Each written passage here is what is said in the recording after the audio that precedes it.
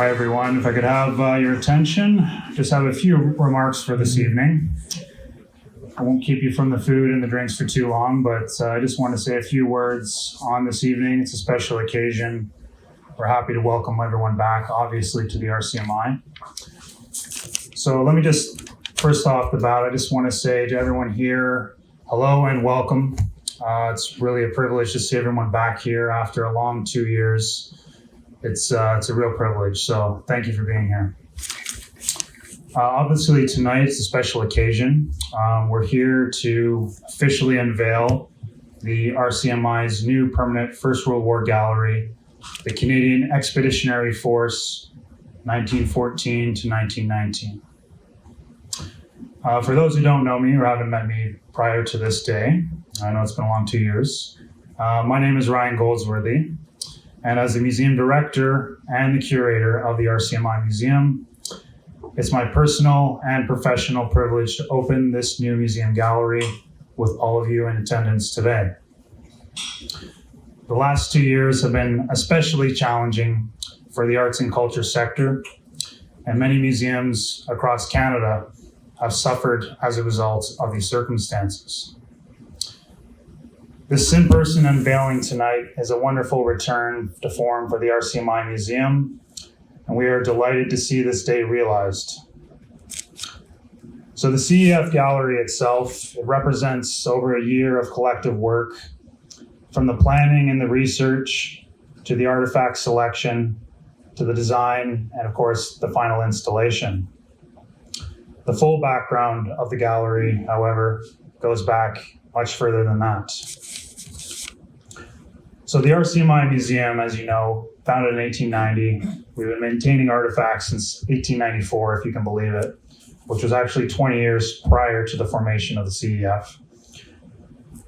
Despite collecting artifacts for all this time, our First World War collection has experienced incredible growth and diversification over the last 5 years. So prior to my becoming curator of the RCMI in 2016, I worked at the Military Museums of Calgary with a Mr. J. Victor Taboyka. So Taboyka was the finest collector of Canadian First World War uniforms and regalia in Canada. And through our partnership, I became close with Victor as a colleague and as a friend. And this partnership resulted in his donating dozens of First World War uniforms to the RCMI and hundreds of additional artifacts to our permanent collection. As a consequence of this amazing acquisition, the RCMI now possesses the most complete collection of Canadian First World War uniforms and regalia, representing battalions and support corps from across Canada. And in fact, and I've said this before, but I'll say it again, our collection is even more complete than that of the National Collection at the War Museum. Thank you.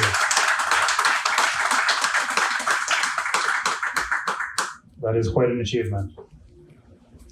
So while we will never have the space to display the entire collection all at once, I have carefully curated some of the most rare and valuable objects which are now featured in the gallery just down the hallway. So for 7 years, it's been my career's pursuit to bring all of this together in one dedicated display space. So turning to the gallery itself and what constitutes the artifacts inside. The CEF will be permanently exhibited on the third floor here at the RCMI, which replaces our acclaimed Vimy Centennial exhibition, which was installed in 2017. So the new gallery, for those who have seen it, we'll take a walk down after this. Basically, it consists of the main case at the back. There's also 3 complete frames on the wall adjacent to the main case, which actually has an example of every single Canadian infantry cap badge of the CEF. They were actually framed in the early 20s as well. So the frames themselves are antiques. The little handwritten labels where the battalions were raised, who the first CO was. It's a one-of-a-kind collection in its own. And we've also created a custom display case for one of our rarest pieces, the Colt Machine Gun. And you take a look, I know we've got a lot of guns here at the RCMI, but if you look at this particular Colt, it actually has stenciling on the side of the gun. It's Canadian marked, so it's a really beautiful piece. And to have that local history here, it's really special. So we're happy to include it.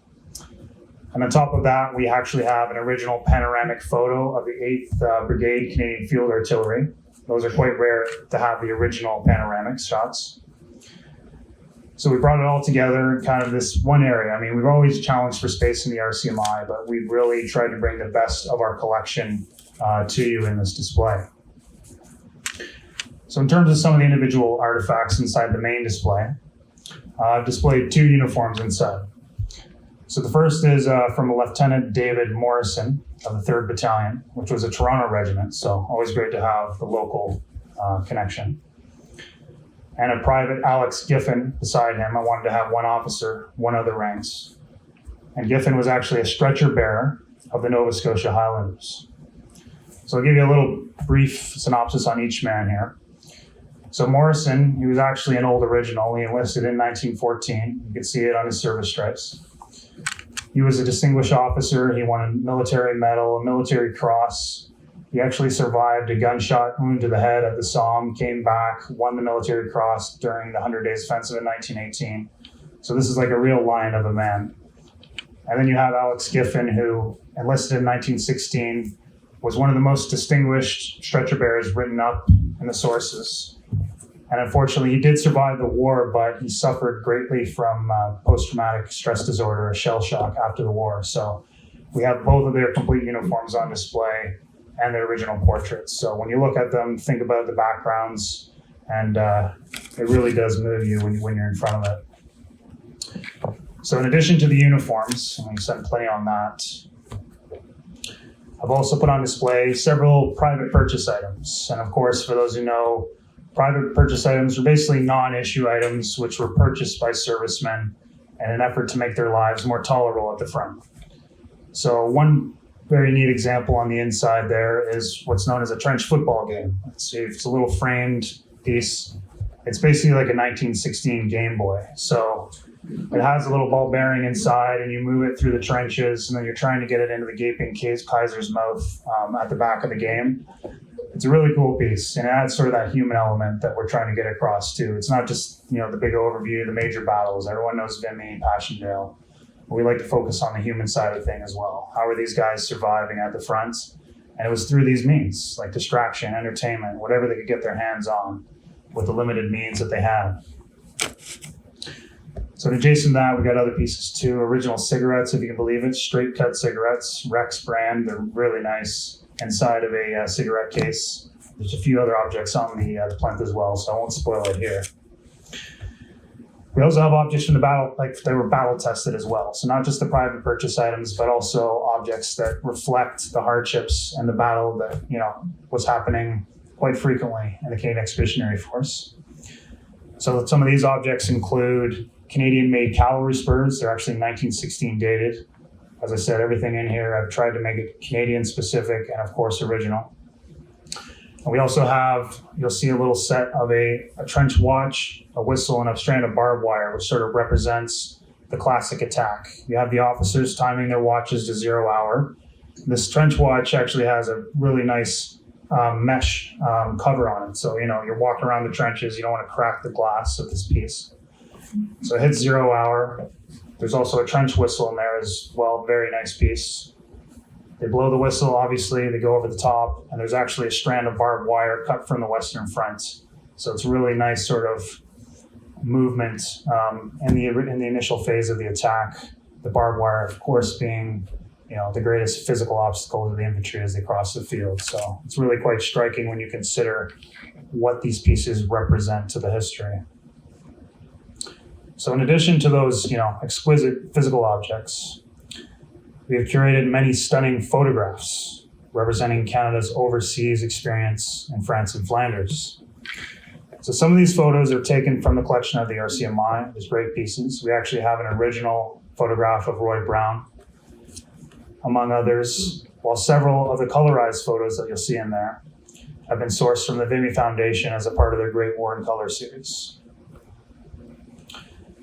So the rich material history on display here provides a unique, a compelling, and an accessible narrative of Canada's First World War history. All of the exhibited artifacts are original to the time. We have not used any replicas or reproductions, as that's not something that I believe in. Now, when you come to the museum, you want to see the real, authentic article, and everything in that case is certainly that. So I have a couple more points here before I wrap up. So though the First World War centennial is now over 3 years behind us, if you can believe it, it doesn't feel like 2018 was that long ago, but here we are. We recognize and champion the continued importance and the legacy and the impact of the war in Canada, irrespective of the anniversaries. The ultimate purpose behind this permanent gallery is to preserve, promote, and to educate the public on the history of the Canadian Expeditionary Force of 1914 to 1919, when they were demobilized. So on the eve of Vimy Day 105, which is tomorrow, the history of the war is still felt. And though we no longer have the living connection to the conflict, we all share in its history as Canadians. So I'd like to start my conclusion with a quote which was actually published in the Globe on the very first Armistice Day in 1919.